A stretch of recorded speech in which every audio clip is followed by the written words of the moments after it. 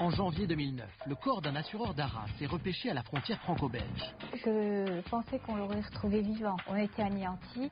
La famille de Jacques Ezel refuse de croire qu'il s'est suicidé. Il ne pouvait pas nous laisser tomber. C'était pas le genre.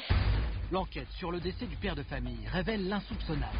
Il a eu une double vie, c'est prouvé. Il a bluffé tout le monde, quoi. Quel secret cachait l'assureur d'Arras? C'est un vrai cauchemar que nous vivons. Les jeux sexuels décrits dans ses carnets intimes ont-ils un lien avec sa mort? Ça me dégoûte, ça me révolte, c'est pas son genre. Qui avait intérêt à tuer Jacques Ezel?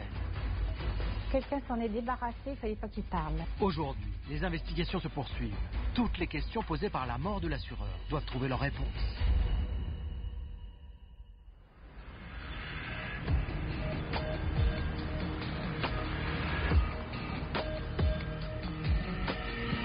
Nous sommes à Arras, dans le département du Pas-de-Calais. C'est dans cette ville, réputée pour ses grandes places baroques, que vivait Jacques Ezel. Ce père de famille était un assureur respectable. Il menait une existence bourgeoise en côtoyant au Rotary Club les notables locaux.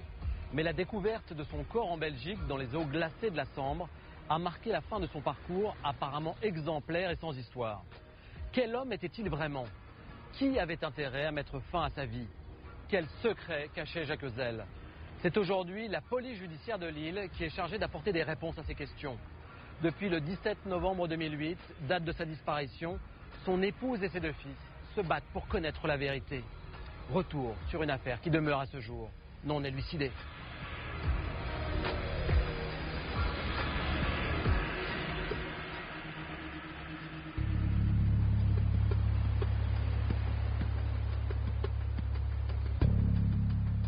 Nous sommes le 17 novembre 2008 à Arras. Nicole Ezel dit au revoir à son mari qui part travailler. Comme chaque lundi, Jacques Ezel rejoint son cabinet d'assurance. Le 17 novembre, mon mari s'est levé tôt alors que je pensais qu'il allait se reposer étant donné qu'il avait eu un week-end un peu fatigant. Et il est revenu à 12h30 comme d'habitude déjeuner. À 2h15, il nous a quittés, voilà, comme d'habitude. À la nuit tombée, Nicole Ezel dresse la table pour le dîner familial. Il est alors 19h30.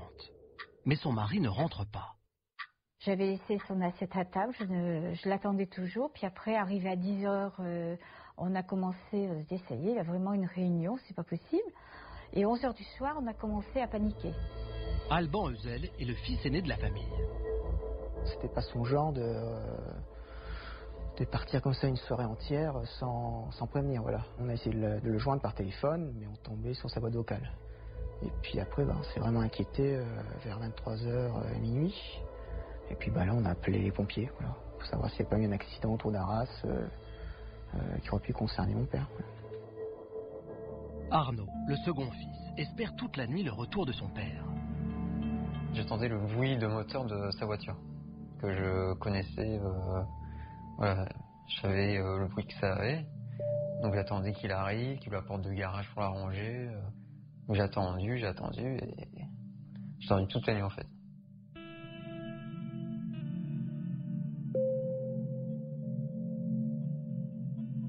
Il lui était arrivé quelque chose pour moi. Mais quoi, je ne sais pas. Jacques Ezel ne donne aucune nouvelle. La nuit est longue pour ses proches, très inquiets.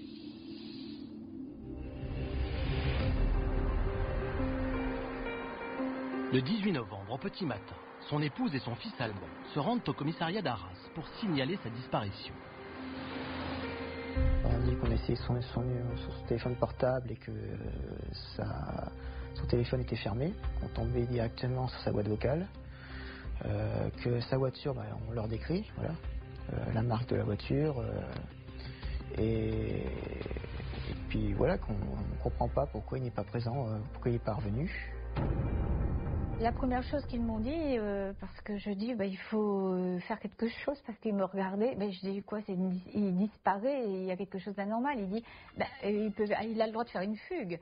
Je dis mais c'est pas le genre à faire une fugue, c'est pas du tout le genre. Il est peut-être parti avec une femme. Je dis c'est pas le genre non plus. Voilà ce que je réponds. Je dis non, il lui est arrivé quelque chose.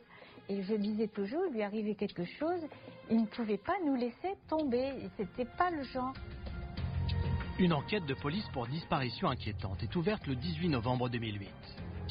Dès le lendemain, le véhicule de Jacques Heuzel est retrouvé en Belgique, à 129 km d'Arras. Il est garé sous un pont, à l'abri des regards. Ce pont se situe exactement à la frontière franco-belge. C'est un lieu de prostitution, connu aussi dans la région pour abriter des trafics de drogue. La découverte de la voiture est faite par un promeneur français venu marcher sur les berges de la Sambre avec son chien. Cet homme préfère aujourd'hui témoigner anonymement. Ce jour-là, j'ai constaté la présence d'un véhicule garé sous le pont.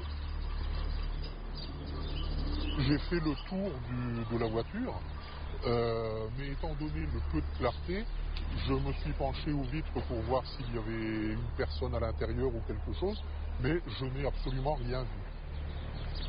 J'ai constaté que la vitre arrière gauche était légèrement entrouverte. J'ai pensé à un véhicule volé et j'ai relevé son numéro et suis allé le signaler au commissariat de police de Jaumont. C'est la police belge qui prend en charge le véhicule de Jacques Heuzel, puisqu'il est garé en Belgique, sur la commune d'Erquelin. Pierre Magnin est procureur du roi de Charleroi. Il a accepté de répondre à nos questions. Les policiers ont constaté que la voiture était immatriculée au nom de M. Heuzel. M. Heuzel qui faisait l'objet d'un signalement européen, signalement Schengen en l'espèce. Le signalement Schengen permet à un État membre de l'Union européenne de signaler une disparition à l'ensemble des États membres dans le cadre d'une coopération policière. On a remis le véhicule à la famille, il n'y avait pas d'investigation spéciale sur le véhicule, considérant le fait qu'il n'y avait aucune trace suspecte. Je me demande ce qu'il fait là, parce que je vois pas à cet endroit-là, sous un pont, dans un endroit aussi malfamé comme on me l'a dit. Alors j'ai dit, mais vous allez sonder la Sambre, et il lui était arrivé quelque chose. Pourquoi la voiture de Jacques Heuzel est-elle sous ce pont? Où est l'assureur? Le 25 novembre, les autorités belges décident de sonder la Sambre. Les berges de la rivière sont aussi inspectées, en vain. Ils ont fait sur 5 km, 2 et 3. Donc vous voyez, 2 km vers la gauche et 3 km. Il n'y avait rien, pas de pièces métalliques, il n'y avait rien. Il n'y avait pas de corps.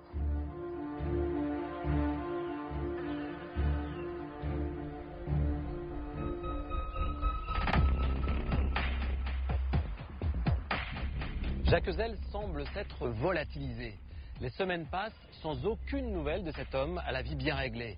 Aucun mouvement sur son compte bancaire n'a été effectué. Son téléphone portable est éteint et les recherches des autorités belges n'ont rien donné. Mais le 25 janvier 2009, soit plus de 2 mois après la disparition de l'assureur, à Montigny-le-Tilleul en Belgique, un couple de bateliers fait une découverte qui va relancer l'enquête.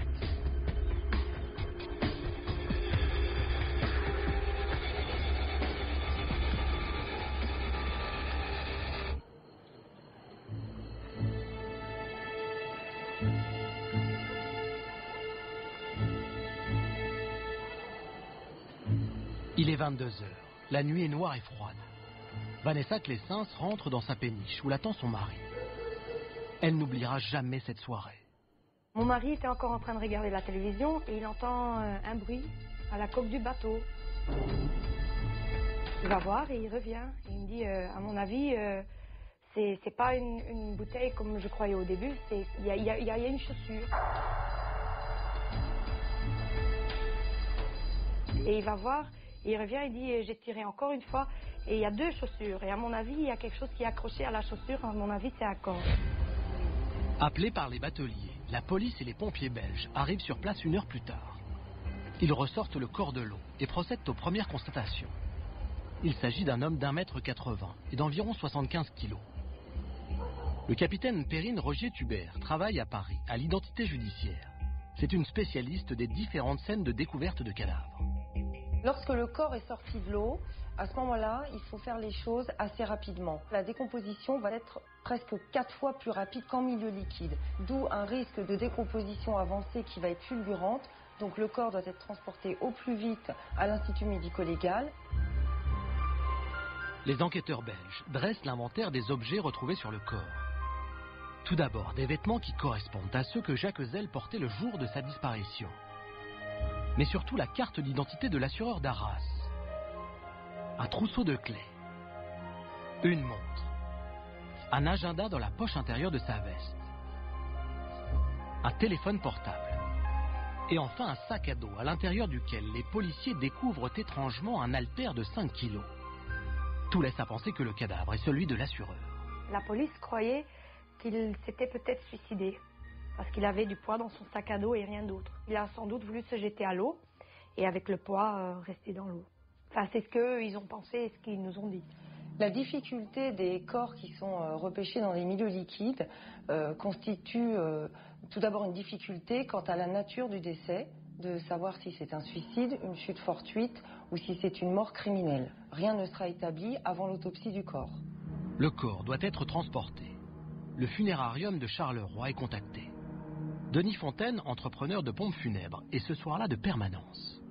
On va rechercher le corps donc à la demande du magistrat de Charleroi, du palais de justice de Charleroi. Et le corps sera transféré chez nous vers 1h40, où là un médecin légiste va procéder à l'examen du corps à la demande donc, du substitut du procureur du roi.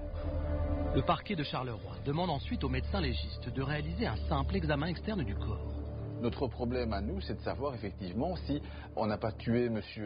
Ezel avant ou après l'immersion. Et donc c'est à cette fin-là que nous envoyons le légiste. Est-ce qu'on se trouve devant quelqu'un qui a fait l'objet d'une agression extérieure? Le médecin légiste dénombre 3 plaies sur le visage de la victime. 2 de 2,5 cm au niveau des pommettes et une de 4 cm de long sur le front. L'expert conclut immédiatement qu'il s'agit de plaies post-mortem. Aucun autre traumatisme n'est relevé sur le corps de l'assureur. Aux yeux du légiste, il ne fait aucun doute. Jacques Ezel s'est suicidé. Les autorités belges décident alors de ne pas pousser les investigations plus loin. Aucune autopsie n'est ordonnée par le parquet de Charleroi. 2 jours après la découverte du corps dans les eaux sombres de la Sambre, Nicole Ezel est informée du décès de son mari. Je pensais qu'on l'aurait retrouvé vivant. Donc on était anéantis. J'ai annoncé ça à mes enfants qui étaient tout près. Bon bah vous imaginez ce que ça pouvait être. Une demi-heure après, il y a le brigadier chef qui suivait l'enquête à Arras, qui est arrivé avec son collègue pour nous annoncer aussi qu'on avait découvert mon père. Voilà. Donc là, évidemment, on était effondrés parce que c'était fini, quoi. On ne le reverrait plus. Et puis je me souviens qu'à ce jour-là, le policier d'Arras nous avait juré qu'il ferait tout le nécessaire pour savoir ce qui s'était passé. Il nous l'avait juré. Le corps de Jacques Ezel est rapatrié en France le 29 janvier 2009. L'assureur est inhumé à Arras 2 jours plus tard. La justice française se fonde alors sur les conclusions du médecin légiste belge. Pour elle, Jacques Ezel s'est suicidé en se lestant avec l'haltère retrouvé dans son sac. Affaire classée.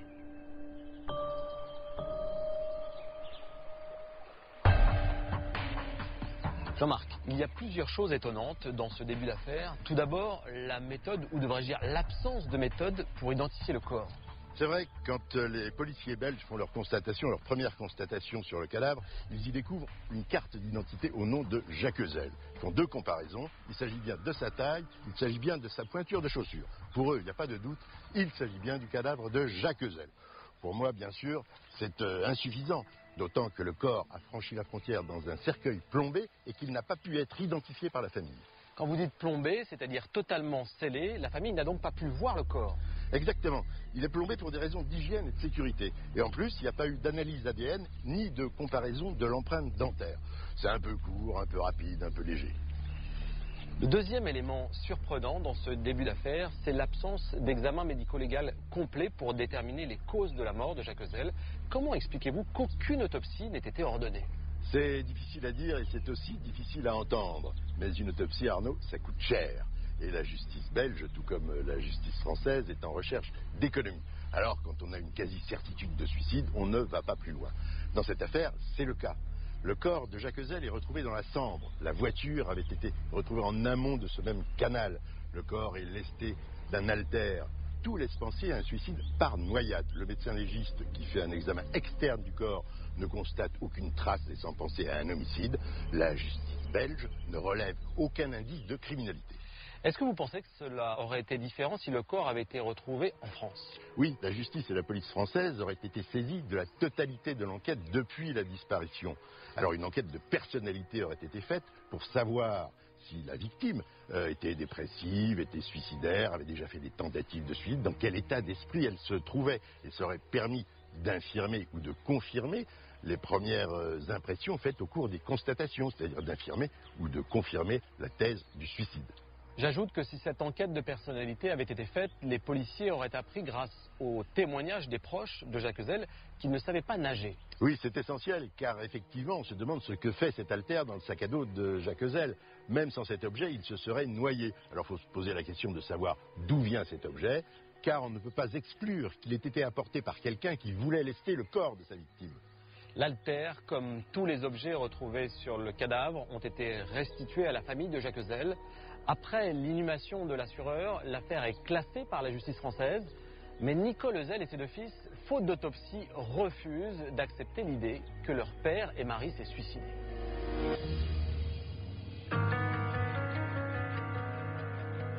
Mon mari, c'était pas le genre à se suicider, à se mettre à l'eau. Je vois encore mon père le 17 novembre nous dire au revoir, enfin voilà, c'était à midi, voilà, il a passé le seuil de la porte, après le repas, on partait chacun de l'autre côté. Et après ça, je comprends pas ce qui s'est passé. Non, je sais pas. Nicole Heuzel et ses fils ne comprennent pas. Ils disent et redisent que rien ne laissait supposer que Jacques Heuzel projetait de mettre fin à ses jours. Déterminés à prouver que l'assureur ne s'est pas suicidé, ils vont retracer dans ses moindres détails le parcours de Jacques Heuzel le jour de sa disparition. Aidés de leur avocat, Bernard Méry, ils vont tout mettre en œuvre pour convaincre la justice. On est quelqu'un qui est bien vivant, qui laisse son ordinateur en route et qui dit à sa secrétaire « J'ai un rendez-vous à Valenciennes, laissez, lorsque je reviendrai, je tiendrai l'ordinateur ». La secrétaire est la dernière personne à avoir parlé à Jacques Heuzel. Il est 14h45. L'assureur quitte alors son agence et monte dans sa voiture. À 15h30, son véhicule est filmé au péage d'Ordain. Jacques Heuzel semble donc être, comme il l'a dit, sur la route de Valenciennes pour rejoindre son rendez-vous. L'étude des relevés téléphoniques de l'assureur permet d'établir que Jacques Heuzel n'a passé et reçu aucun appel cet après-midi-là. À 16h30, son portable est définitivement éteint. Plus aucune trace de l'assureur à partir de ce moment-là. Nicole Heuzel et ses fils vont alors exploiter les maigres éléments en leur possession pour renverser la thèse du suicide. Nicolas Jacquard est journaliste au Parisien. Il a été l'un des premiers à s'intéresser à l'affaire Heuzel. Il n'a jamais accepté comme une évidence la thèse du suicide. Si on s'intéresse à la voiture, il y a effectivement deux choses qui semblent marquantes. Il y a d'une part cette vitre arrière qui est ouverte. On est en hiver dans le nord, donc il n'y a aucune logique à ce que cette vitre-là reste ouverte. Et puis il y a aussi la position de la voiture qui est parallèle à la cendre et non pas rangée en épi comme se garent les voitures à cet endroit-là. Et ce qui fait dire à un certain nombre de témoins, et notamment à celui qui est le premier à repérer la voiture, que la personne qui gare la voiture dans cette position-là, la gare dans une position de départ et s'apprêterait à repartir ensuite après cet arrêt. Dans l'habitacle du véhicule, un objet retient tout particulièrement l'attention de Maître Méry. On trouve une enveloppe dans laquelle il avait l'habitude de mettre du cash, enfin des espèces, qui est vide. Malheureusement, les autorités belges n'ont réalisé aucune investigation à l'intérieur de la voiture. Ce véhicule, on va nous le restituer comme cela, sans faire le moindre expertise. C'est un sabotage total, cette affaire. Un sabotage. Un autre élément renforce la conviction de la famille Heuzel. Quand on lui restitue les objets personnels du défunt, Nicole Heuzel fait une découverte surprenante. Dans l'agenda de son mari, la page datée du jour de la disparition est purement et simplement arrachée. C'est peut-être l'un des éléments les plus intrigants de ce dossier-là, c'est vraiment cette page de l'agenda, donc du 17 novembre 2008, le jour même de la mort présumée de M. Eusel, qui disparaît, qui a été arraché. Une des hypothèses de la famille, c'est de dire que quelqu'un a arraché cette page-là et a remis ensuite l'agenda sur le corps de M. Eusel. Un autre objet va nourrir les doutes de Nicole Eusel et de ses fils. Comment se fait-il que la montre de Jacques Eusel soit arrêtée à la date du 21 ? On sait que mon père disparaît le 17 novembre 2008. Et puis sur la montre, quand on l'a découvert, il était marqué 21. Donc ça ferait au moins peut-être 3 jours, on ne sait pas ce qui s'est passé. On est allé voir un bijoutier, un horloger sur Arras, et il nous a dit que c'est une montre où c'est marqué 3 ATM à l'arrière, donc c'est pas une montre étanche, et que ce type de montre, quand on la met dans l'eau, elle s'arrête. Cette accumulation de zones d'ombre fragilise la thèse du suicide. La famille Eusel décide alors de déposer plainte pour assassinat. Une instruction est enfin ouverte en avril 2010, soit plus d'1 an après la découverte du corps de Jacques Eusel. La police judiciaire de Lille est chargée de mener l'enquête. L'avocat de la famille va s'engager dans un véritable bras de fer avec la justice et multiplier les demandes d'actes pour obtenir l'autopsie du corps de l'assureur. Bernard Méry est convaincu que l'examen externe réalisé par le médecin légiste belge en 2009 n'est pas suffisant pour conclure au suicide. Quand quelqu'un disparaît et qu'on retrouve mort, il y a 3 possibilités. Il y a le suicide, bien entendu, mais il y a aussi l'accident, il y a le crime. Il y a ces 3 éventualités.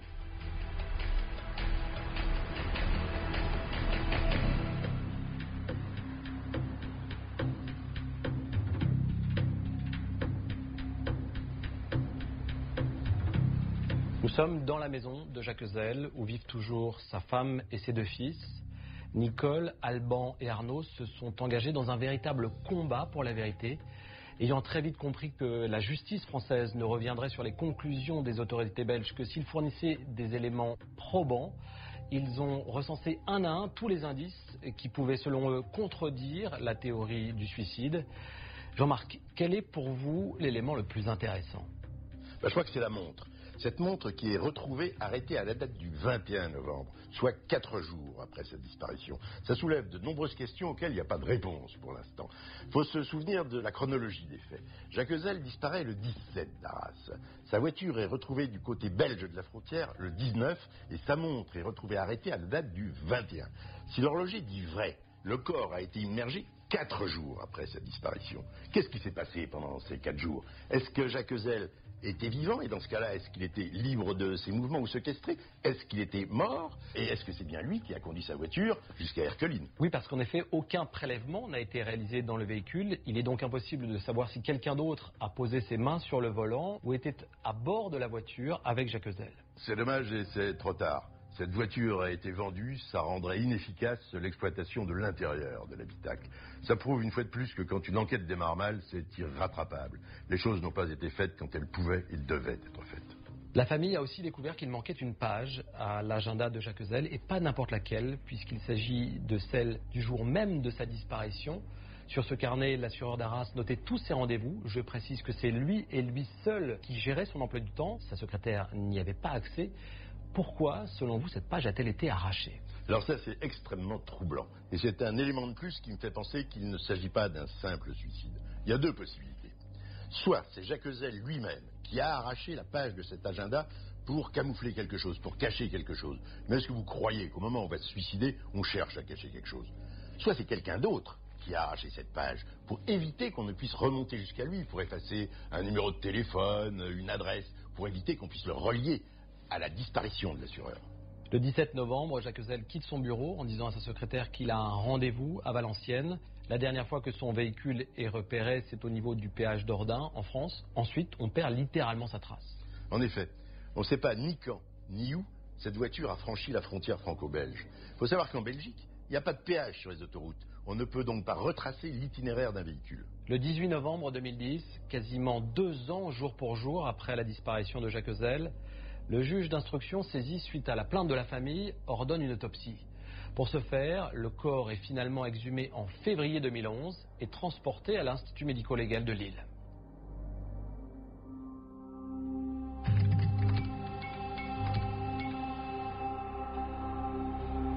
On a un corps qui est, je dois dire, parfaitement conservé au regard des 2 années et demie qui sont passées déjà.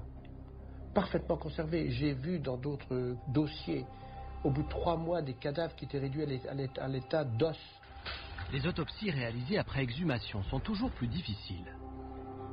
Mais le médecin légiste Olivier Jardet insiste sur l'importance d'un examen médico-légal complet, quel que soit l'état du corps. Une autopsie est toujours possible. Est-ce qu'elle apporte des éléments?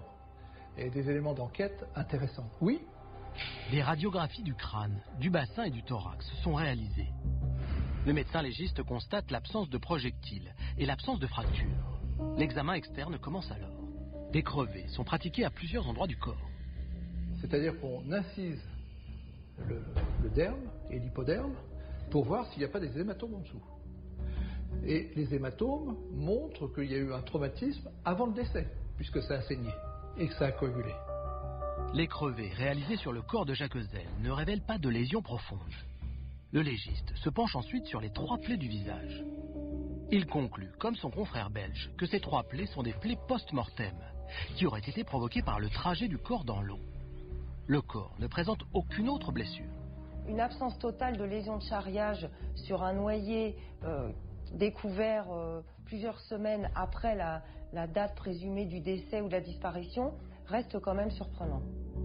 Est-il possible qu'un corps ayant parcouru en 2 mois près de 35 km dans l'eau, en devant franchir successivement 9 écluses, ne soit pas plus abîmé? Est-il possible que le cadavre de Jacques Heuzel ait dérivé jusqu'à la péniche belge sans rien heurter? Le médecin légiste Olivier Jardet apporte ses réponses. Nous sommes au mois de novembre. Je pense qu'il était très habillé. Et donc, ses vêtements l'ont complètement protégé sur l'ensemble de son corps. Il y a aussi le fait que peut-être que les poissons carnivores l'auraient beaucoup plus attaqué l'été que l'hiver. Une écluse n'est pas traumatisante. Ce qui est très traumatisant, ce sont les hélices et les bateaux à moteur. Et apparemment, la lésion au niveau du front et les lésions au niveau des 2 joues sont d'origine métallique par hélice. Le reste du corps a été protégé par ses ébilles, tout simplement. À l'issue de cette autopsie, le médecin légiste est toujours incapable de déterminer les causes de la mort. Jacques Heuzel n'a pas été frappé, ni étranglé. Il n'a pas été tué par arme à feu. Et surtout, les prélèvements révèlent qu'il n'a pas avalé de médicaments ou de stupéfiants avant que son corps ne rentre dans l'eau. Je vous rappelle que c'est 2 ans après les faits. Et lui-même 2 mois après une immersion complète. Et donc, on a des organes très lésés. Néanmoins, les rapports sont très clairs. Il n'y a pas de toxique et il y a de l'alcool, mais en faible quantité. Le légiste va alors effectuer de nouveaux prélèvements pour essayer de prouver la noyade. Pour cela, il faut mettre en évidence la présence de diatomées. Ces diatomées sont des algues microscopiques, caractéristiques des milieux aquatiques. Les diatomées ne peuvent pas rentrer. Ils ne peuvent pas rentrer par la paroi cutanée. Ils ne peuvent rentrer que par l'inhalation et l'absorption d'eau dans les poumons. C'est à partir des poumons que ça se redirige sur l'ensemble du corps. Autrement dit, quelqu'un qui se noie inhale de l'eau et les diatomées pénètrent son corps. Une faible concentration de diatomées est retrouvée dans les poumons de Jacques Heuzel. Absolument rien de probant. Le diagnostic de noyade ne peut être posé avec certitude. Pour Nicole Heuzel, les résultats de cette autopsie constituent un véritable tournant. Le rapport d'analyse des diatomées nous a fait penser que vraiment il y avait un grand doute et que mon mari ne s'était pas noyé spécialement. Il pouvait très bien être mort avant ou être aux 3/4 mort, je ne sais pas, mais il ne s'était pas donc suicidé.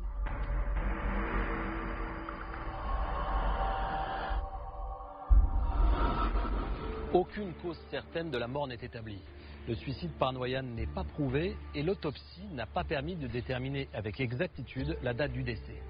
Les policiers lillois doivent donc continuer leurs investigations. La vie de Jacques Heuzel, ses parcours personnels et professionnels vont être passés au crible par les enquêteurs. Jacques Heuzel est originaire de Gemont, un petit village du nord de la France, situé à quelques centaines de mètres d'Erquelines, la commune belge où son véhicule a été retrouvé le 19 novembre 2008. Il partage son enfance bourgeoise avec son frère aîné Christian. Leurs parents possèdent à l'époque une pharmacie en ville. En 1976, à 28 ans, Jacques Ezel épouse Nicole, la fille d'un notaire de la région. Le jeune couple s'installe à Arras. Mon père ne voulait que je ne me marie qu'à condition qu'il ait vraiment une situation. Il faut dire les choses comme elles sont. Et alors, moi, je ne voulais pas trop m'éloigner de ma région. Et Arras, c'était une très belle ville, très bien située pour aussi bien Lille, Gemont ou aller sur Paris. Les deux jeunes mariés rachètent alors une agence d'assurance. Il y a eu cette agence à reprendre. Nos prédécesseurs ont mis pendant plusieurs mois mon mari au courant du travail. Mais donc, la signature de cette affaire, c'était le lendemain, après notre voyage de noces, en somme. Tout était programmé, si on peut dire. Tout était organisé. Jocelyne Routier a été la secrétaire de Jacques Ezel de 1977 à 1991. J'ai vu arriver un monsieur charmant, bien belle prestance, élégant, un petit peu Thierry Le Luron, si vous voulez. À cette époque, Jocelyne Routier travaille au domicile des Ezel.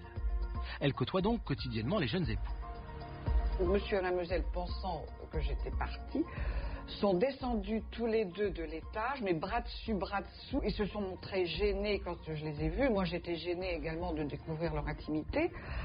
Mais après, bon, c'était, je ne les ai plus jamais vus avec une telle complicité. Lorsque j'ai quitté mon bureau, je voyais la salle à manger, je voyais la table mise, les couverts en argent, je voyais la porcelaine. Le cas échéant, j'ai vu Monsieur Ezel prendre son repas avec son blazer. En 1981, la naissance d'Alban va pousser Jacques Ezel à acquérir de nouveaux locaux à une centaine de mètres de la maison familiale. J'avais mon mari qui partait travailler le matin, il revenait aux heures de repas, il repartait au début de l'après-midi, il revenait le soir. Donc c'était plus la même chose, je ne savais pas ce qu'il faisait. C'est un père très présent, c'est un petit peu l'image du pater familias, ce notable de province qui est très présent pour ses proches, qui gère la vie de la famille dans ses moindres détails. En 1984, Nicole Ezel donne naissance à un second garçon. Elle se sent peu à peu exclue de la vie professionnelle de son mari. Il me disait que je n'avais rien à faire au bureau. Ça s'est, disons, un peu dégradé d'année en année. Au début, je pouvais aller au bureau pour faire des rangements, des choses comme ça. Puis petit à petit, c'était tout. Il fallait presque prendre un rendez-vous. L'assureur est un homme discret, peu bavard et très exigeant. Oh, très maniaque. Très maniaque. Alors le crayon devait être droit, pas penché. Je partais pour déjeuner, je revenais. Bon, tous les stylos avaient été remis à leur place. Le tapis sur lequel j'étais était remis droit. Ah oui, non, mais plus maniaque que lui, c'était pas possible. Jacques Ezel est très organisé. Il déteste les imprévus. Tous les jours à la même heure, il rentre déjeuner en famille. Tous les soirs à la même heure, il passe à table avec sa femme et ses deux fils. Tel jour, c'était tel potage, tel jour, c'était le repassage, tel jour, tel mois, il fallait laver les rideaux, tel jour, c'était les carreaux, etc. Si vous voulez, c'était une organisation bien planifiée. Samuel Lemitre est psychologue. Il analyse pour nous la personnalité de l'assureur d'Arras. On voit très bien chez lui que son mode de vie très ritualisé, très organisé, ses manies qui frisent le TOC, en fait, le trouble obsessionnel, ça, ce sont des éléments qui plaident nettement en faveur d'une personnalité pathologique. L'obsessionnel est quelqu'un qui est constamment dans le doute, dans la rigueur morale, qui s'impose des exigences morales très fortes. Et c'est quelqu'un qui va avoir du mal à se libérer et accepter de prendre du plaisir. Jacques Ezel semble vouloir tout maîtriser, tout, même les lettres et autres courriers reçus par sa femme et ses fils. Depuis toujours, il a pris une boîte postale et le courrier n'arrivait jamais à la maison. Et quand le courrier arrivait, il était toujours ouvert. Que ce soit le courrier de mes enfants ou mon courrier, il était toujours ouvert. De temps en temps, on recevait 2-3 lettres parce qu'il y avait un changement de facteur ou je ne sais quoi. Et là, il se mettait en colère. Et il me disait, il n'y en a pas d'autres et tout. Je dis, mais même, il y en aurait. Je dis, il n'y a rien de grave. Moi, je ne comprenais pas son attitude, mais vraiment sur les nerfs.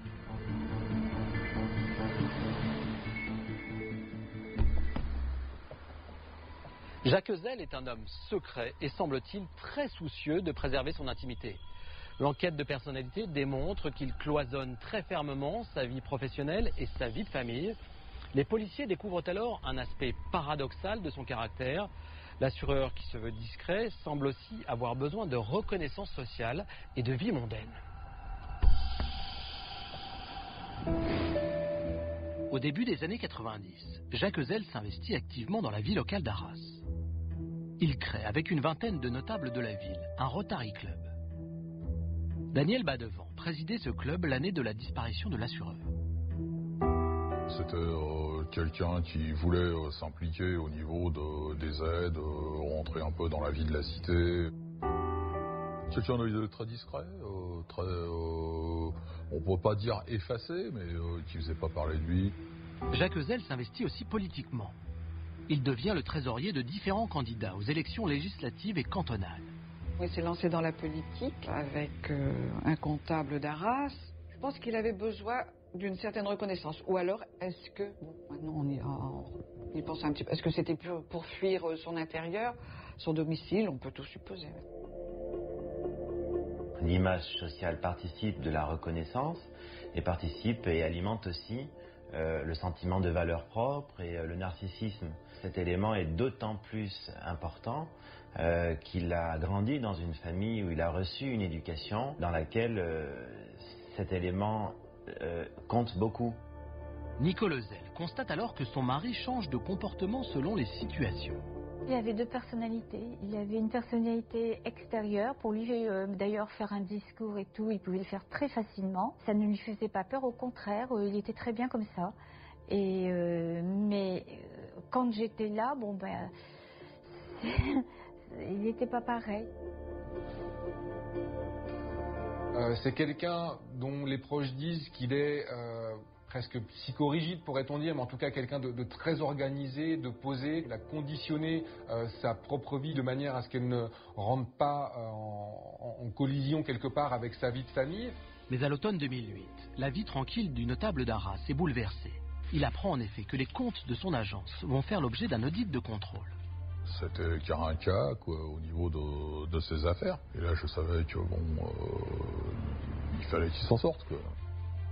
15 jours avant sa disparition, il a commencé à me dire: la compagnie m'envoie des mises en demeure à mes clients, je ne sais pas pourquoi. Il a commencé à me raconter ça. Je dis: ils veulent que je prenne ma retraite. Alors je dis: ah bon, je dis: ils peuvent pas te forcer à prendre ta retraite, tu peux partir, tu peux céder quand tu veux. Alors il dit: oui, mais il m'embête, alors je prendrais bien une affaire de courtage et je pourrais mettre Alban en route, étant donné qu'Alban va chercher un travail. Alors ça s'est arrêté là, la conversation. Donc on n'a plus jamais reparlé de cela. Quelques jours plus tard, Jacques Ezel disparaît. Au moment de sa disparition, Jacques Ezel avait, semble-t-il, des difficultés professionnelles et exceptionnellement, il s'en était ouvert à son épouse, mais sans donner de véritables explications. Apparemment, l'audit de ses comptes, commandé par la société d'assurance dont son agence dépendait, l'inquiétait. Tous les éléments recueillis au cours de l'enquête de personnalité dessinent le portrait d'un homme qui est dans la dissimulation. On ne sait pas encore ce qu'il a à cacher, mais c'est sûr, il cultivait le secret, il cloisonnait tout. Sa femme n'avait pas accès à ses locaux professionnels. Dans ses locaux professionnels, sa secrétaire n'avait pas accès à son emploi du temps. Et pour couronner le tout, il disposait d'une boîte postale pour recevoir son courrier. Le lendemain même de la disparition de Jacques Ezel, son épouse s'est rendue dans ses bureaux. Et à sa grande surprise, 3 inspecteurs de la société d'assurance étaient là et commençaient à éplucher les comptes de l'agence. Oui. La société mère s'était aperçue qu'il y avait 45% d'impayés dans cette agence. Ça veut dire que près de la moitié des clients n'en auraient pas ces primes d'assurance. C'est complètement hallucinant. Ça voudrait dire que les assurés d'Arras seraient les plus mauvais payeurs de France et de Navarre. Alors, les premières vérifications ont vite révélé que la majorité des clients avaient bien versé leurs cotisations. En fait, Jacques Ezel avait fait des déclarations frauduleuses. Il semblerait que l'assureur détournait cet argent. Mais selon vous, dans quel but ? Oh, ça peut être pour un enrichissement personnel, ça peut être pour satisfaire une addiction au jeu par exemple, et puis ça peut être pour financer une activité politique, un parti politique. Vous pensez que son poste de trésorier de campagne d'un parti politique pourrait avoir un lien avec l'affaire? Oh, c'est pas impossible. Il aurait pu financer un parti pour accélérer son ascension politique.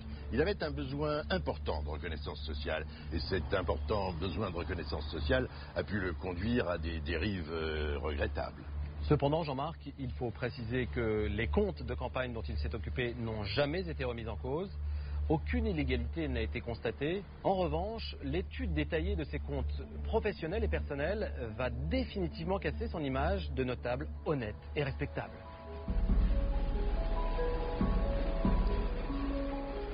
La compagnie d'assurance pour laquelle Jacques Heuzel travaille découvre qu'il avait créé une véritable cavalerie comptable. Il avait pour cela souscrit des crédits à la consommation pour renflouer sans cesse les comptes déficitaires de son agence d'assurance. On a un certain nombre de crédits revolving qui sont passés par M. Heuzel en son nom propre, mais aussi au besoin en imitant la signature de son épouse. C'est à ce moment-là qu'elle se rend compte de l'ampleur du mensonge et des mensonges que pouvait développer son mari. 12 crédits revolving, 9 comptes en banque. Nicole Heuzel tombe de haut quand on l'informe du système que son mari a mis en place à son insu. Un système de vases communicants entre comptes bancaires et crédits à la consommation pour maquiller sa comptabilité. Ses comptes professionnels étaient dans le rouge. L'assureur aurait gardé pour lui certains versements de clients. Près de 150 000 € auraient ainsi été détournés. Il retirait, remettait et renflouait. D'ailleurs, on voit très bien que quand il fait des prêts, il les fait passer, comme il me met comme emprunteur, à un compte joint, du compte joint, hop, à un compte pro, hop, on change de banque, on va à une autre banque. Jacques Heuzel a imité la signature de sa femme pour souscrire des crédits. Nicole Heuzel se retrouve alors, malgré elle, co-emprunteuse de près de 142 000 € qu'elle doit rembourser. La femme de l'assureur apprend aussi que son mari est allé jusqu'à voler sa belle-mère. C'est moi qui m'occupais des affaires de ma mère. Donc j'avais un carnet de chèques pour faire ses achats. Quand elle avait des achats à faire, c'est moi qui faisais les chèques. Et alors mon mari avait détaché le dernier chèque de ce carnet de chèques. C'est le policier qui s'en est rendu compte. Moi, je n'avais rien vu. Il avait imité ma signature. Et puis, c'est passé. Voilà. 39 000 € en 24 heures avaient disparu du compte de ma mère. Ce retrait frauduleux a eu lieu le 7 novembre 2008, c'est-à-dire 10 jours avant la disparition de l'assureur. Comment cette somme a-t-elle été dépensée? Il apparaît que Jacques Heuzel n'avait plus aucune limite à sa recherche d'argent. Par exemple, ces louis d'or ou ces petites pièces que chaque famille peut avoir transmises de génération en génération ou achetées pour tel ou tel événement, M. Heuzel n'a hésité à aucun moment à les prendre, à se les approprier et à les revendre. Quand je me suis rendu compte qu'il nous avait retiré de l'argent, qu'il y avait des crédits, j'ai dit on va aller ouvrir le coffre. Donc je savais où il était, il l'avait caché dans la cave, mais dans mes rangements j'avais vu où il était. Donc je suis allée le chercher à la cave, j'ai vu que tout l'or avait disparu. Voilà. Nicole Heuzel estime à 20 000 € le montant de l'or et des bijoux de famille ayant disparu. Danielle Bécu est la journaliste qui a révélé l'affaire Heuzel au grand public. J'étais à des kilomètres d'imaginer qu'il avait pu voler autant d'argent. C'est sidérant. Je veux dire, c'est presque incroyable. Ça ne correspond pas du tout à l'image qu'il donnait de lui. C'est tellement éloigné que moi j'en tombe des nues. J'en tombe des nues comme pas mal d'Arageois d'ailleurs. Moi, quand on me parle de cavalerie, etc. et tout, j'avais du mal à comprendre. Parce que bon, il n'y a rien qui laissait transparaître les détournements qu'il a pu effectuer. Cela faisait une dizaine d'années que l'assureur d'Arras détournait de l'argent et qu'il dilapidait en secret son propre héritage. En faisant des recherches dans les papiers de mon mari, je me rends compte qu'il y avait des terres, qu'il avait pas mal de choses. Eh bien, je ne sais pas où c'est parti. Je ne sais pas où cet argent est parti. Jacques Heuzel avait une emprise totale sur les finances de sa famille. Il vit dans l'opacité vis-à-vis de sa famille. Les comptes, c'est lui qui les gère. Elle ne travaille pas, elle ne sait même pas combien gagne son mari. Ce qui est quand même un peu invraisemblable. On sait qu'il gagnait plutôt bien sa vie, c'était un des plus gros assureurs d'Arras. Il gagnait presque 6 000 € net par mois et après coup, la famille s'est rendue compte qu'elle ne vivait que sur la moitié de ce salaire-là. Dans sa vie quotidienne, l'assureur n'était pas dépensier. Aucun superflu et très peu de confort ou de loisirs. Je crois qu'ils sont partis qu'une fois en vacances lorsque j'étais là, et après Madame Ezel partait au Touquet. Lui, il ne partait pratiquement pas. Il ne menait pas grand train. On n'allait pratiquement jamais au restaurant, ou alors, bon, s'il y allait, je ne le savais pas, mais je veux dire que s'il a dépensé de l'argent, s'il a fait des prêts, c'était pas pour vivre au-dessus de ses moyens. Non, c'était quelqu'un qui faisait très attention, et Madame Ezel le disait aussi, hein, de toute façon, elle avait vraiment le minimum syndical pour vivre.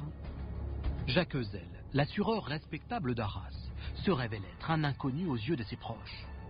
Des proches qu'il s'est évertué à berner et à voler pendant des années. Il a bien caché son jeu, parce qu'il l'a fait toujours par des imitations de signatures, ou il l'a fait à l'insu, et il a mis en jeu la solvabilité de sa famille. Moralement, cet homme qui apparaissait comme exemplaire, comme un petit bourgeois exemplaire, président du Rotary Club, eh bien, il avait certainement des besoins extérieurs à l'apparence qu'il donnait. On aimerait bien savoir justement quels étaient ses besoins extérieurs.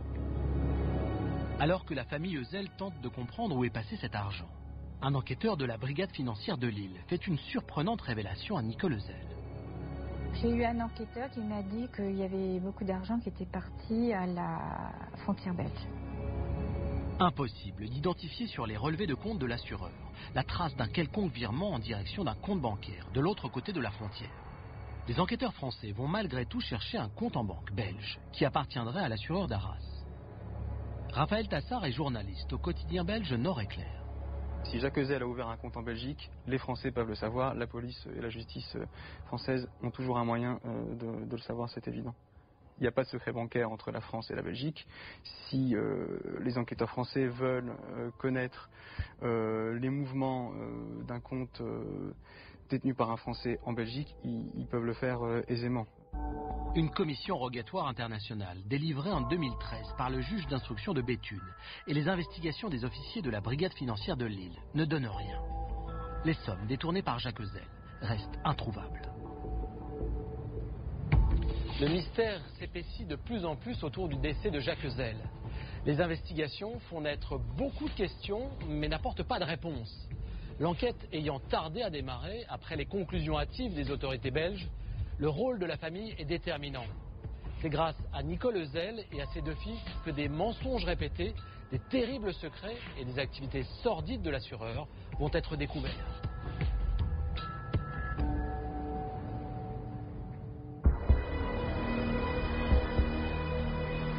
En 2009, en plein cœur de l'été, Nicole Ezel se rend à l'agence d'assurance de son mari pour y faire du rangement. L'agence était en très mauvais état, il y avait des fuites d'eau et des choses, alors j'allais aller régulièrement. Nous avions l'agenda de mon mari que nous avions fait sécher dans le garage, donc j'ai Arnaud qui avait commencé à regarder un peu. Et puis il m'avait dit, tu sais, il y en a peut-être d'autres au bureau, peut-être que papa les gardait comme il gardait tout. Et c'est dans le bureau de son mari, auquel Nicole Ezel n'avait plus accès depuis des années, que la femme de l'assureur fait une nouvelle découverte. Rangée dans une armoire, des agendas datés de 1984 à 2008. Ces carnets sont écrits de la main de Jacques Ezel, d'une petite écriture quasiment illisible. Arnaud Ezel va aider sa mère à décrypter ces carnets, véritables journaux intimes. C'est mon frère qui s'en occupait parce que moi je n'aurais pas pu. Je vous dis franchement, j'aurais laissé ça dans un coin et j'aurais pas touché. Dès la première lecture, Arnaud Ezel s'étonne du nombre de trajets mentionnés par son père. Il est beaucoup au lit, pareil je mens. Donc ça j'ai trouvé assez curieux. Voilà, je voyais qu'il était vraiment beaucoup sur la route. Il me dit, maman, t'allais pas à Gemont tout le temps? Je lui dis non, on y allait une fois par an péniblement, on n'y allait pas plus. Et il dit, je vois Gemont partout. Puis papa, il allait beaucoup à Paris, on voit Lille, Paris, Gemont. Ces trajets ne semblent pas correspondre au déplacement professionnel de l'assureur. Ces destinations courantes, à moins de 2 heures de route d'Arras, sont très étranges. Le policier à Arras en charge de l'enquête nous a dit, en fait mon père roulait beaucoup. Il avait changé de voiture en janvier-février 2008. On a remarqué qu'il y avait au moins 5 à 6 000 kilomètres inexpliqués. Voilà. On sait pas ce qu'il a fait, mais ça fait beaucoup quand même. En quelques mois, de février à novembre, bon, c'est pas mal. Les mystérieux déplacements de l'assureur ont lieu en pleine journée et en pleine discrétion. Jacques Ezel est toujours de retour pour dîner en famille. Tous les après-midi, il avait quelques heures, il pouvait faire ce qu'il voulait. 2h moins le quart à 8h du soir, vous savez, il faisait ce qu'il voulait. Pour moi, il travaillait, c'est tout. Mais les carnets vont révéler une autre facette de l'assureur, bouleversant pour les proches de Jacques Ezel. Sur certaines pages, des prénoms féminins et masculins se succèdent, alignés tels des trophées. Des prénoms qui laissent penser que Jacques Ezel multipliait les relations sexuelles. Quand Arnaud découvre tous ces prénoms, forcément je vais les lire et tout. Je dis mais c'est pas vrai, tu inventes, c'est pas possible. Bon, quand je vois, bon, je suis obligée de croire. Et quand je vois d'autres mots, je dis mais qu'est-ce que ça fait là et tout. Donc ma réaction c'était de téléphoner à mon avocat. C'est vrai que quand la famille découvre cela, c'est avec horreur. Il faut pas oublier de ce que j'avais lu. Ça me dégoûte, voilà. Ça me révolte. Et puis c'était pas son genre, c'est pas un genre dans la famille, c'est pas. Ce sont des lignes et des lignes de prénoms qui s'égrènent au fil de la lecture. Des prénoms féminins, Estelle, Agnès, Axel, Cécile. À côté de ces prénoms, Jacques Ezel a noté des dates et désigné des objets, notamment des haltères. Je ne suis pas sûre de... Je vois ce qui est écrit. Pour moi, c'est pas du fantasme parce qu'il n'aurait pas fait ça sur des dizaines d'agendas, c'est pas possible. Mais enfin, non, c'est... je le comprends. Non, c'est un inconnu. C'est devenu un inconnu. Je le reconnais pas. À Arras, quand la double vie de Jacques Ezel éclate au grand jour, c'est la stupeur et l'incompréhension. Quand il y a eu la découverte des carnets, tu te poses des questions. Tu t'es confronté à... Attends, Jacques, qu'est-ce que t'as fait? Qu'est-ce qui t'est arrivé, quoi? Avec qui t'as traîné? J'arrive pas, je vois pas Jacques dans des histoires de mœurs, etc. Enfin, c'est pas... J'ai du mal à m'imaginer. Je sais pas, mais pour moi, c'est aberrant. Moi, j'ai quitté quelqu'un en 91 qui était droit dans ses bottes, comme on dit toujours, correct, poli, jamais un mot, jamais un geste déplacé, et vous trouvez 20 ans après le mot bite, mensuration des filles, et non, là, j'ai du mal à réaliser.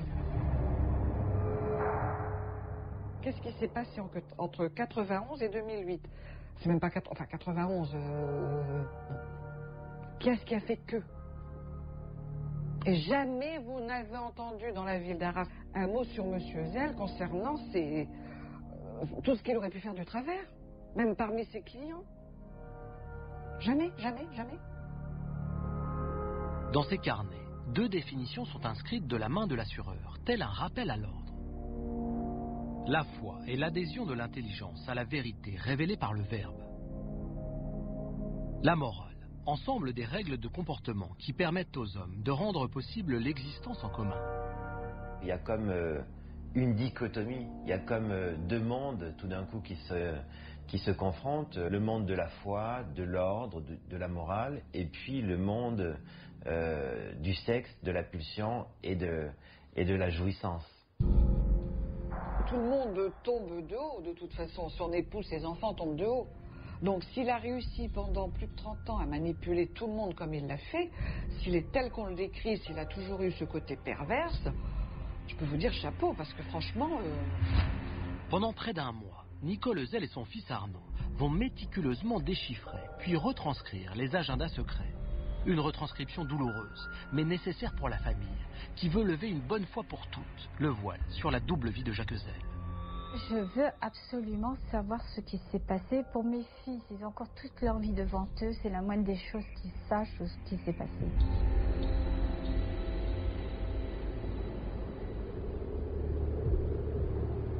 Avec la découverte des carnets, le décès de Jacques Ezel devient une affaire de mœurs. Mais qui sont toutes ces femmes? Où l'assureur les rencontrait-elle? Pourquoi Jacques Ezel gardait-il ses agendas? Et qui pouvait connaître sa double vie?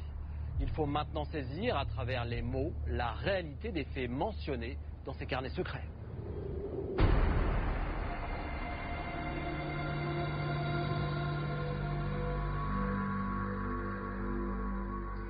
Ce qui est caractéristique dans ces carnets et qui est tout à fait intriguant, c'est l'absence de sens et de liaison des mots entre eux. Rien ne construit des phrases, un discours ou un sens. Ce sont des mots qui sont posés de manière fétichiste, comme une collection de papillons sur un tableau. On ne comprend pas très bien quels sont les rôles qu'il s'est attribués, qu'il a attribués à ses partenaires sexuels. On pressent à travers certains mots qu'il y a des relations de domination et de soumission. Emmanuel Pierrat est avocat, mais aussi écrivain et spécialiste de l'univers sadomasochiste. Il nous confirme que Jacques Ezel devait s'adonner à cette pratique sexuelle. Le fait de tenir un carnet, de noter, d'écrire dans un journal ce qui s'est passé est très lié au sadomasochisme, très lié à ce monde, à ce milieu, où par ailleurs il faut écrire à un moment pour donner les limites aussi, de ce qui est possible, pas possible, de ce qu'on permet aux partenaires. Et puis ça fait partie aussi, relire ces carnets, relire ce qu'on a fait, permet en quelque sorte de continuer à alimenter sa libido lorsqu'on se retrouve avec femmes et enfants. En dehors des séances SM, il y a un moment où on peut prendre 10 minutes et relire ce qu'on a fait de magnifique et formidable. Donc c'est une pratique sexuelle qui entraîne une sorte de graphomanie visant à noter, à faire des listes et puis voir éventuellement si à un moment on ne peut pas rajouter un exercice supplémentaire, une contrainte, une prouesse, un jeu, un gage. Le spécialiste décrypte pour nous les termes et les objets mentionnés dans les carnets de l'assureur. Les termes d'haltère, de bracelet, ça évoque, on va dire, l'univers de la contrainte, mais aussi éventuellement de la performance, du sport, de la compétition. Il est assez fréquent dans une relation SM qu'il y a des gages, des punitions, des systèmes où il faut endurer pendant 1 ou 2 heures une position, un état avec une cagoule, être en esclave et ainsi de suite. Donc tout ça ressemble à un système de punition et de récompense, avec très souvent quand même un univers qui peut être sportif ou du matériel sportif. Cheval comme terme c'est très simple, hein, c'est je vais faire le cheval et tu t'assois sur mon dos. Donc là on est dans une pratique on va dire gentiment SM, visiblement régulière, qui est assez régressive, hein. Mais en même temps voilà, le cheval ça a toujours fait fantasmer, c'est l'amant de Denis Chatterley, c'est plein de choses, mais c'est une sexualité qui déjà n'est plus tout à fait complètement classique, qui rentre dans des jeux sexuels où l'un va être soumis à sa partenaire qui monte sur son dos et lui fait faire allez vas-y pompon. Olympiade, pompe, médaille, ces termes sportifs sont dans les carnets. Emmanuel Pierrat les connaît et sait parfaitement quelle réalité sexuelle se cache derrière eux. Le SM qui est décrit dans ces carnets est un SM, on va dire, de petits bourgeois de province. Donc rien d'incroyablement excitant, phénoménal, hors norme. Rien non plus qui soit une relation classique habituelle. Hein. Donc on est dans l'entre-deux, mais dans quelque chose qui a été vu et revu de nombreuses fois. Jacques Ezel a réussi à dissimuler ses activités sadomasochistes. Ces carnets révèlent pourtant que ces séances avaient lieu très régulièrement, parfois même plusieurs fois par semaine. Il est parfaitement possible pour quelqu'un qui veut avoir des relations SM de les pratiquer pendant des heures, on va dire, d'ouverture des bureaux, de donner l'impression qu'il sort faire une course, qu'il a un rendez-vous, qu'il va rencontrer un client et puis passer 1, 2, 3 heures dans un donjon, des lieux spécifiques où il y a des instruments, des gadgets, du matériel, avec des gens qui sont aussi motivés par les mêmes idées. Et puis 3 heures plus tard, revenir et dire bonsoir chérie, j'ai passé une bonne journée au bureau, et s'asseoir à table tout à fait normalement en bon père de famille. Un bon père de famille qui, selon toute vraisemblance, pratiquait secrètement le sadomasochisme. Aucun de ses proches n'a jamais soupçonné l'existence de cette vie sexuelle. Mais dans quel lieu Jacques Ezel allait-il assouvir clandestinement ses penchants sexuels? Il existe des endroits dédiés au sadomasochisme. Dans l'univers du SM, on parle de donjons. Et il en existe à moins de 200 km d'Arras. Michel Marot, qui n'a jamais rencontré Jacques Ezel, est gérant d'un donjon SM en Belgique. Il nous reçoit dans sa tenue de maître de cérémonie. Ses clients sont souvent des hommes mariés qui recherchent la discrétion. Il y a des personnes qui sont peut-être gênés ou n'aiment pas, ça, c'est encore à voir, et préfèrent louer en privé, de manière à être seuls et de disposer d'un endroit équipé et adéquat pour leur jeu sadomasochisme. En privé, c'est la confiance absolue. Donc les personnes viennent, ils sont tout seuls, comme chez eux. Ils payent 85 €, 3 heures, 2 personnes. Et 20 € par personne supplémentaire. Ces tarifs dérisoires ne peuvent expliquer le montant des dettes de Jacques Ezel. L'autre explication possible, c'est que l'assureur d'Arras ait eu recours à la prostitution. Dans les carnets de l'assureur, Paris et Lille sont fréquemment cités, mais des villes belges le sont également, comme Bruges. Quentin Deltour représente en Belgique une association de défense des droits des prostituées. La prostitution contient toute une série de spécialités. L'une de ces spécialités, c'est le SM, la domination-soumission. Il y a des clients qui souhaitent rencontrer des maîtresses, des maîtres, qui désirent rencontrer une symbolique sadomaso. Un sadique ou un maso peut décider, parce que c'est plus pratique, parce que c'est plus simple, parce que les horaires sont plus aménagés, parce qu'il a la trouille, parce qu'il n'a pas les réseaux, parce qu'il est isolé quelque part en province, peut décider de faire appel à une ou un prostitué pour ses jeux SM. Les réponses aux questions de la famille Ezel sur la double vie de l'assureur se trouvent peut-être en Belgique. Étant donné l'organisation des maisons closes situées de l'autre côté de la frontière, il est évident que dans un rythme de travail de Jacques Ezel qui le midi mange avec sa femme, etc., il avait largement le temps dans la journée de faire un petit aller-retour, de se garer tranquillement en ville devant une maison close, d'aller voir les filles, de s'amuser 1 heure ou 2 et puis de revenir, puisque les horaires sont adaptés à ça et ils sont faits pour les travailleurs français pour qu'ils puissent rentrer le soir dans leur maison, auprès de leur femme et avoir une vie normale.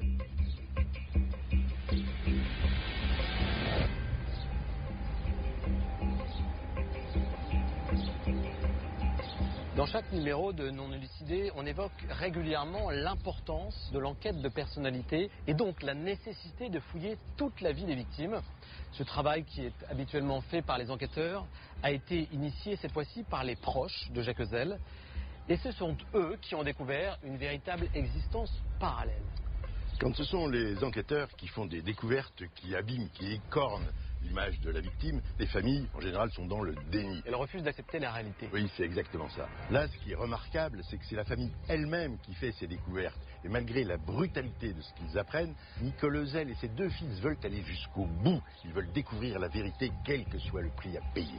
Ces carnets dévoilent les goûts de Jacques Ezel pour le sadomasochisme. Ce sont des pratiques sexuelles où tout se joue dans la violence, dans la contrainte et dans la domination. Est-ce que vous pensez que ce milieu est un milieu criminogène ? Ce sont effectivement des hommes et des femmes qui se rencontrent pour jouer des scénarios de jeux sexuels plus ou moins violents. Mais ces pratiques sont codifiées et la violence infligée par les uns est attendue, espérée, désirée par les autres. Non, je ne pense pas qu'il s'agisse d'un milieu particulièrement criminogène qui encourage au meurtre. En revanche, ces pratiques peuvent déraper et engendrer un accident qui serait alors qualifié par un juge d'homicide involontaire. Ce que vous nous dites, c'est que Jacques Ezel aurait pu décéder dans un donjon sadomaso et que ses partenaires auraient pu vouloir se débarrasser de son corps en le jetant dans les eaux de la Sambre. C'est une hypothèse à ne pas exclure. Ce n'est pas parce que l'autopsie, réalisée 2 ans après la découverte du corps de Jacques Ezel, ne révèle aucune trace de violence que Jacques Ezel n'est pas décédé au cours d'une séance un peu brutale qui aurait pu engendrer un arrêt cardiaque. Je vous rappelle que l'autopsie n'a pas révélé, n'a pas trouvé les causes de la mort. Il s'agit dans notre jargon de ce qu'on appelle une autopsie blanche. Il y a un autre élément qui pourrait aller dans ce sens, c'est le fait que le corps ait été lesté avec un haltère et que d'autre part, le mot haltère revienne très souvent dans les carnets secrets de l'assureur. Oui, cet objet est utilisé fréquemment dans les relations sadomasochistes. La coïncidence est trop grande pour qu'on ne puisse pas relier le décès de Jacques Ezel à ses pratiques sexuelles. C'est très troublant. On peut tout à fait imaginer que la personne qui a lesté le corps avec cet haltère avait rencontré Jacques Ezel au cours d'une séance sadomasochiste. Les carnets contiennent de nombreux prénoms. Idéalement, il faudrait réussir à identifier toutes ces femmes, car elles savent peut-être ce qui est arrivé à Jacques Ezel. Non, je ne crois pas que ce soit à partir des prénoms qu'on puisse arriver à la vérité. Ces prénoms, ce sont très probablement des surnoms. Je crois qu'il faut mieux travailler sur les lieux.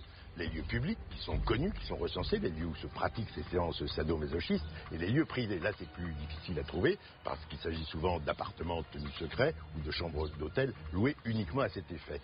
Il se peut que la page de l'agenda de Jacques Heuzel qui a été arrachée à la date du 17 contienne un élément qui permette de remonter jusqu'à une de ces adresses. Et dans ces milieux qui croisent souvent la prostitution, il est extrêmement difficile d'obtenir des informations car la culture du secret est la règle. Malgré la médiatisation de l'affaire Heuzel, aucun témoin ne s'est jamais manifesté auprès des autorités. Personne n'a jamais déclaré avoir rencontré Jacques Heuzel dans un donjon SM ou dans une maison close belge.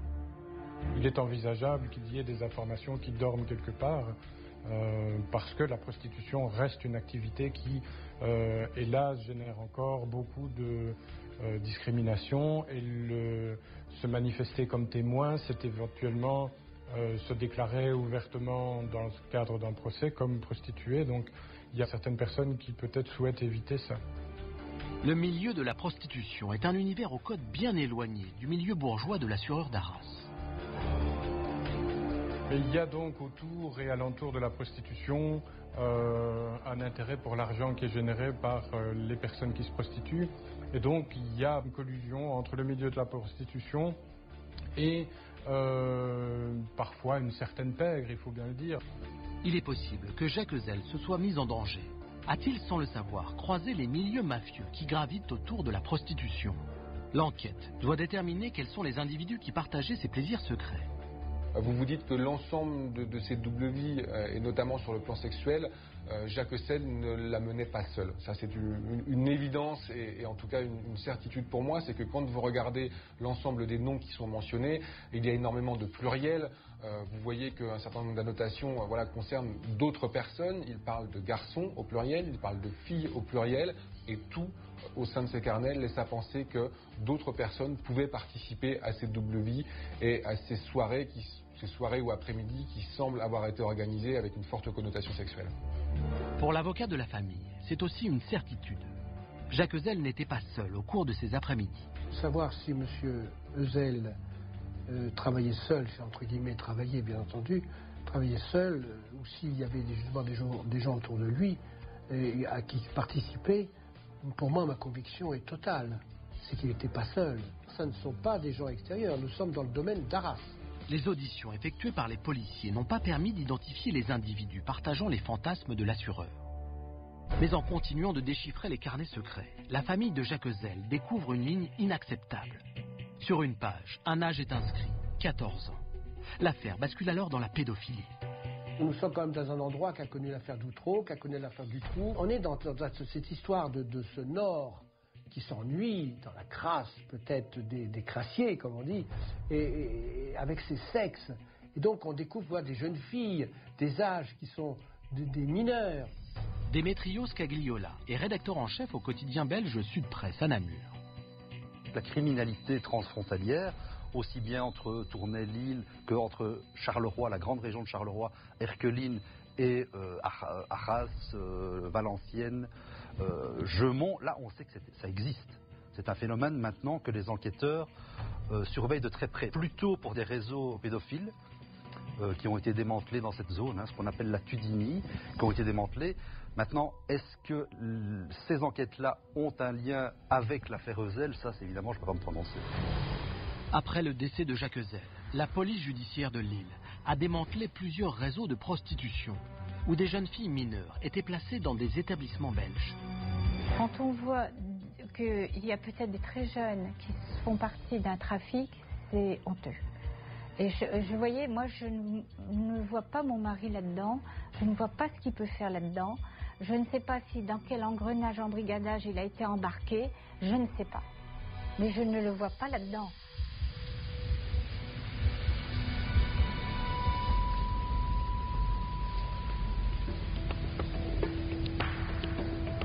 L'étude approfondie des carnets laisse supposer que Jacques Heuzel avait des relations sexuelles avec des mineurs. On retrouve certaines mentions particulièrement explicites. À un moment donné, il est écrit « fille, chemisette, cadeau, photo, 14 ans, point d'interrogation ». À un autre endroit, Jacques Heuzel écrit « fille, 4e, collier, sexe, cadeau ». si c'est une allusion à une classe de collège, c'est encore une jeune fille de 13-14 ans qui est concernée. Pour Nicole Ezel, les causes de la mort de son épouse sont à chercher en suivant cette piste. Qu'est-ce que vous en pensez? Jacques Ezel se révèle être un personnage pervers, un homme qui aurait probablement eu des relations illicites, illégales, ce qui bien sûr l'aurait mis en danger. Il faut que cette enquête aille au bout pour éventuellement mettre à jour des réseaux sordides de pédophiles. Pourtant, Jean-Marc, on ressent dans ce dossier de la part de la justice une réticence à lancer des investigations. Comment est-ce que vous l'expliquez? D'un côté, certains sont encore convaincus du suicide.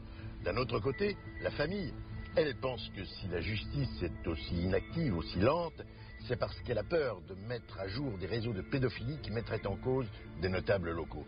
Moi, Arnaud, je ne suis pas un adepte de la théorie du complot, mais j'ai des doutes sur les circonstances de la mort de Jacques Ezel. Et je crois réellement qu'il faut que la justice mette en œuvre tous les moyens pour répondre à ces questions.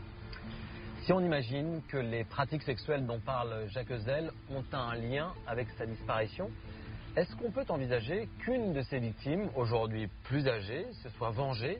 Je vous rappelle que les premiers carnets datent de 1984. Ça, je n'en sais rien. Ce qui est sûr, c'est que ça rendrait le mobile du meurtre humainement compréhensible.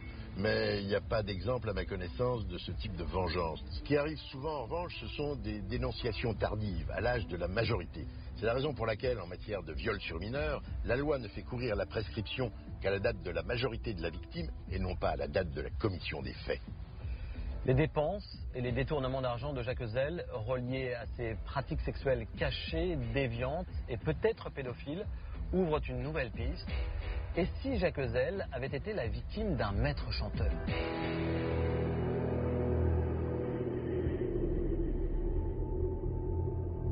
L'hypothèse numéro 1 de la mort de M. Ezel, c'est de dire l'ensemble des sommes qui ont été prélevées par Jacques Ezel laisse penser qu'il était la victime d'un chantage. Double vie, prostitution, dépenses inexplicables. Tous les ingrédients sont réunis pour étayer l'hypothèse du chantage. Un proxénète qui viendrait à identifier tel ou tel pigeon et qui ait senti une faiblesse chez celui-là et qui ait trouvé un moyen de plumer telle personne en fonction de ses faiblesses à lui, évidemment, tout ça est possible. Au vu de l'ensemble de ces sommes d'argent, au vu de la nature de la vie sexuelle de M. Ezel, on peut se dire que d'autres ont eu connaissance de la nature de ses activités et auraient pu vouloir en tirer profit.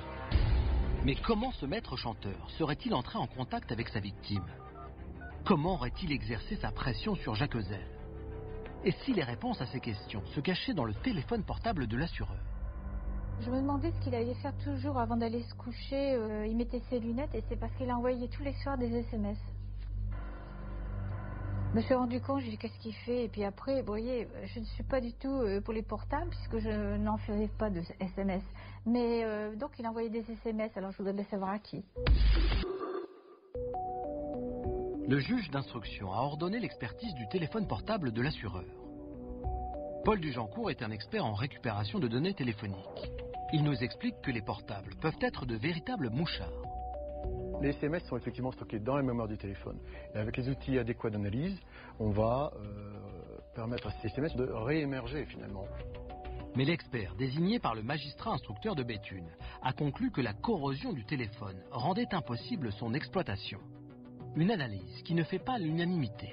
Si vraiment on a un cas extrême où tout a été très pollué à l'intérieur avec une grosse corrosion, on peut à l'extrême, pourquoi pas, prendre les puces mémoire, les extraire, refabriquer une connectique externe et mettre ces ensembles dans un autre téléphone équivalent. L'expertise du téléphone de Jacques Ezel a seulement permis d'extraire son carnet d'adresses. On sait qu'il y a des SMS qui ont été passés par mon père avant sa disparition, mais on ne connaît toujours pas la teneur, voilà, on ne sait toujours pas ce qui est écrit. Dans les carnets secrets de l'assureur, le terme photo apparaît plusieurs fois. Doit-on comprendre que les jeux sexuels ont été photographiés? Et si ces clichés pouvaient permettre d'identifier les individus partageant les fantasmes de Jacques Ezel? Pour l'avocat de la famille, mettre la main sur ces photos est essentiel, car cela permettrait peut-être de remonter jusqu'au maître chanteur. L'ordinateur de Jacques Ezel contient peut-être ces clichés, mais il a été saisi par sa compagnie d'assurance au moment de l'audit de ses comptes professionnels. On n'obtient que ce que la compagnie d'assurance accepte de nous donner, c'est-à-dire l'état des comptes, mais absolument rien sur la partie privée du disque dur. Ce disque dur aurait dû être entre les mains de la justice qui aurait dû regarder la totalité, faire la part des choses entre la partie professionnelle et la partie privée. Or, cette partie privée est incontournable et incontestable, il nous la faut. En l'absence d'expertise probante, ce sont les auditions et les souvenirs de la famille qui orientent les enquêteurs. Comme cette anecdote datant de 2005. Mon mari m'a dit qu'il devait aller pour son travail, il avait des réunions et qu'il devait loger à l'Ibis. Il logeait dans un Ibis à Paris. Alors j'ai dit, bon, ben, c'est bien, je vais aller avec toi. Moi, tout de suite, la réaction. Ah non, il n'a pas voulu. J'ai insisté, puisque j'avais une de mes tantes, j'aurais pu aller voir et tout. Non, il n'a pas voulu. Donc, vous voyez, déjà, tension. Hein. Alors, il est donc parti à son Ibis, et c'est après la disparition de mon mari, bien après, que l'on a vu, nous, par les agendas, factures, tout ça, on a appris que, il avait rendez-vous avec 2 personnes. Ces 2 hommes ont été entendus par la police judiciaire de Lille. Mais leurs auditions n'ont pas permis de faire avancer l'enquête. Les policiers vont aussi s'intéresser à un ancien stagiaire de Jacquezel. Ce jeune homme, qui a travaillé pendant 2 ans à l'agence d'Arras, a échangé de nombreux SMS avec l'assureur dans les semaines qui précèdent son décès. Pourtant, ce stagiaire avait quitté l'agence depuis le mois de juin 2008, plus de 4 mois avant la disparition de son ex-employeur. Il y a pas mal de SMS, même le MMS, et puis des communications téléphoniques. Alors, on m'a dit que c'était pour son travail. Alors, ça m'étonne, étant donné que s'il l'a licencié, qu'il fasse, je ne sais pas. Je peux rien dire, je ne sais pas. Pourquoi Jacquezel envoie-t-il à son stagiaire près de 18 SMS entre le 6 et le 16 novembre 2008 ? Pourquoi, comme le révèle l'étude de sa téléphonie, l'appelle-t-il 9 fois ? Un témoin a déclaré aux policiers que l'assureur s'était séparé de ce stagiaire après l'avoir surpris, fouillant dans son bureau. Les enquêteurs veulent vérifier cette information et savoir si le stagiaire n'aurait pas découvert de quoi faire chanter son ex-employeur. Le jeune homme est entendu par les policiers. Il affirme avoir quitté l'agence d'assurance de son plein gré et nie avoir fouillé les locaux de Jacquezel. Aucune charge n'est aujourd'hui retenue contre lui. J'ai le sentiment dans cette affaire, au tout départ en tout cas, et quand les premières auditions sont effectuées, qu'on fait vraiment le strict minimum de ce qui peut être fait en pareil cas. On aurait pu imaginer que la police auditionne l'ensemble des protagonistes de cette affaire-là, y compris même dans l'entourage très large de M. Hessel. Elle l'a fait de manière relativement limitée, c'est-à-dire qu'un certain nombre de personnes n'ont pas été entendues alors qu'elles auraient pu l'être. Et puis, quand les personnes ont été entendues, on a le sentiment que les questions ne sont pas vraiment très précises et que voilà, on demande simplement à ces personnes-là de donner un avis d'ordre un petit peu général sur la vie, la mort de M. Hessel, mais on n'a absolument pas le sentiment que ces personnes peuvent être poussées dans leur retranchement. La lecture attentive des carnets révèle un autre élément troublant. Le prénom masculin Christian apparaît souvent avec parfois des sommes d'argent qui lui sont associées. Est-il possible que Jacquezel évoquait alors son frère ? L'existence même de Christian Hessel était absolument tabou au sein de la famille de Jacquezel. Il ne parlait jamais de son frère, il refusait que sa femme et ses enfants en parlent. Et on constate vraisemblablement à travers ces mêmes carnets que M. Hessel, quand bien même il ne voulait pas que l'on parle de son frère à la maison, continuait à le fréquenter, alors même qu'il disait à sa femme qu'il n'avait plus aucune nouvelle depuis au moins 15 ou 20 ans. Officiellement, les 2 frères ne se voyaient plus depuis l'interpellation de Christian en janvier 1987 pour une affaire de détournement d'argent. Pourquoi les 2 frères se voyaient en cachette, tout simplement? Je voudrais savoir pourquoi, parce que c'est assez... je n'ai jamais rien eu contre lui, simplement de la méfiance. C'est mon mari qui en avait peur. Et qui m'avait dit, surtout, je ne veux pas qu'il rentre dans la maison, on va se faire voler. Voilà, il avait peur de son frère. Entendu par les enquêteurs, Christian Hessel nie avoir eu des rendez-vous secrets avec son frère. Aucun élément ne le relie aujourd'hui au décès de l'assureur. Aucun maître chanteur n'a été identifié.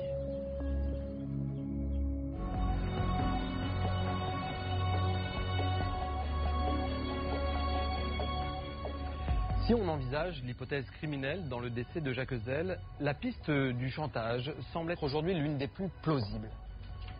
Les vies faites de mensonges, de tricheries, de dissimulation constituent un excellent terreau pour les affaires de chantage.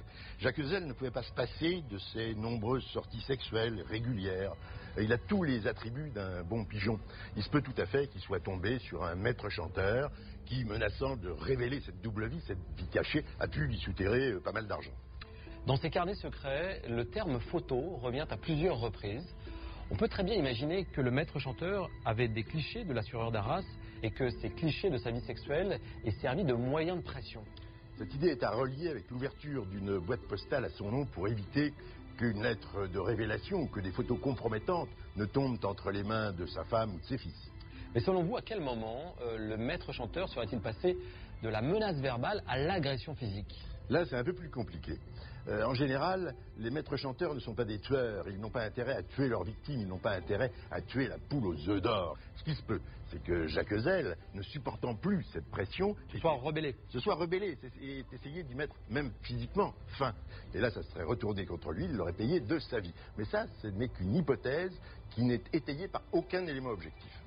Dans cette affaire, il y a des investigations qui peuvent encore être réalisées. Je pense notamment à une nouvelle expertise du téléphone portable de Jacques Ezel et un décryptage complet du disque dur de son ordinateur. Effectivement, Arnaud, qu'il s'agisse d'un suicide, d'un homicide involontaire ou d'un meurtre, le décès de Jacques Ezel révèle tellement de choses, soulève tellement de questions qu'il me paraît indispensable que ces expertises soient ordonnées et que ces investigations soient menées.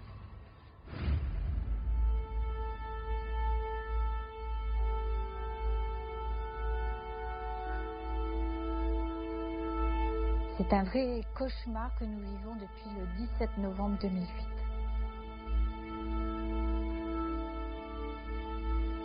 J'ai mal pour eux. Parce que je voudrais bien qu'ils puissent faire leur deuil. Parce que bon, je crois qu'ils n'ont plus aucun espoir sur la moralité de leur mari ou père. Moi, pour moi, il n'était pas seul dans ce genre de choses. Il faisait partie d'un réseau. Quelqu'un s'en est débarrassé, il ne fallait pas qu'il parle. Il ne fallait pas qu'il parle. Les fils de Jacques Ezel ont besoin de connaître la vérité pour tenter de reprendre le cours normal de leur vie. J'espérais que l'enquête allait avancer et qu'on aurait une réponse rapide. On a tellement entendu de choses, de rumeurs sur mon père et sa vie. Quelles que soient les réponses, évidemment, si c'est les réponses qui disent que mon père, au final, c'était entre guillemets un salaud, bon, évidemment, ça ne fera pas plaisir, mais en même temps, comme ça, on pourra faire notre deuil, on saura ce qui s'est passé. Et puis surtout, voilà, comme je suis persuadé qu'il n'était pas seul, il y aura d'autres personnes qui vont payer, qui ne resteront pas impunis. Il y a quand même le devoir filial qui est de, même si notre père était comme cela, eh bien, il est important que nous sachions qui est responsable de sa mort. Nicole Ezel n'a pas peur des réponses que pourrait apporter l'enquête. Elle a seulement peur de ne jamais savoir pourquoi son mari est mort. Moi, ce que je crains, c'est qu'on me serve une vérité qui ne soit pas la bonne. Parce qu'on me l'a déjà dit que je devais faire attention. Étant donné que j'ai l'air d'embêter pas mal de monde, il faut admettre les choses, je dérange. Et je veux la vérité vraie. Je ne veux pas une chose que l'on m'arrange, comme on m'arrange déjà depuis le départ, un suicide acculé par l'argent qui ne tient pas debout. Alors, je ne veux pas qu'on me raconte n'importe quoi. Je veux la vérité, tout simplement.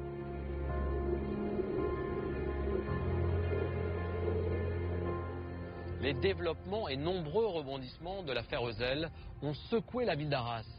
Personne ne comprend comment Jacques Ezel a réussi pendant des années à dissimuler sa véritable personnalité. Jacques Ezel menait une existence de mensonges. Son décès a définitivement fait tomber les apparences et mis en lumière tout ce qu'il voulait cacher. Son épouse et ses deux fils exigent la vérité. Ils en ont besoin pour comprendre qui était en réalité l'homme qui partageait leur vie. Ils la veulent, persuadés que quelqu'un a mis fin à l'existence de leur père et mari. Ils la craignent, mais ils l'attendent, quelle qu'elle soit ou qu'elle les mène. Bonsoir.